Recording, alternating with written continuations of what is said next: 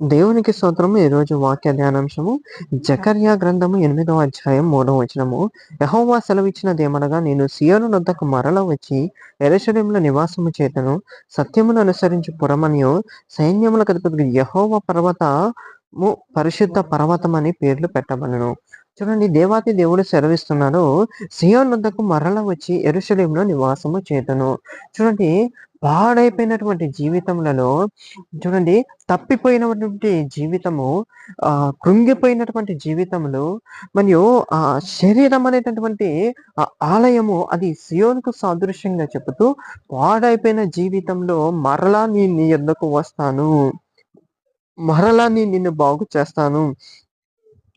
ఎలాగయ్యా అంటే, నీవు పశ్చాత్తాపపడుట ద్వారా, నేను పశ్చాత్తాపపడుట ద్వారా, మనము పశ్చాత్తాపడి యేసుక్రీస్తు ప్రభు దగ్గరికి ఎప్పుడైతే వెళ్తామో, దేవాతి దేవుడు ఆ పశ్చాత్తాపాన్ని చూసి మరలా మన యొద్దకొచ్చి మన యొద్ద నివాసము చేస్తానని చెప్తున్నాడు.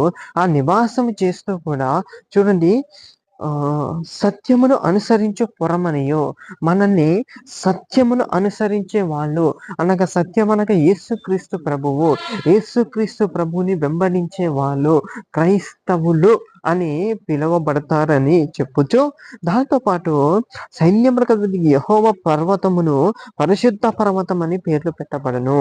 ఆయన నివాసం చేస్తున్నప్పుడు మన జీవితాలు పరిశుద్ధంగా మార్చబడతాయి. మన తలంపులు పరిశుద్ధంగా మార్చబడతాయి. మన ఆలోచనలు పరిశుద్ధంగా మార్చబడతాయి. ఎందుకంటే మనము యేసుక్రీస్తు ప్రభు మార్గంలో ఉన్నాము. ఆ యేసుక్రీస్తు ప్రభు ద్వారా పరిశుద్ధాత్మ మనకు అనుగ్రహించబడ్డది. ఆ పరిశుద్ధాత్మ మన శరీరం అనేటటువంటి ఆలయంలో నివసిస్తాడు. ఆ పరిశుద్ధాత్మ దేవుడే మనకన్నిటి మీద జయమిచ్చి యేసుక్రీస్తు ప్రభు యొక్క మార్గంలో మనల్ని నడిపిస్తాడు. యేసయ్య నామానికే ఘనత మహిమ ప్రభావములు కలుగును కాక. ఆమేన్.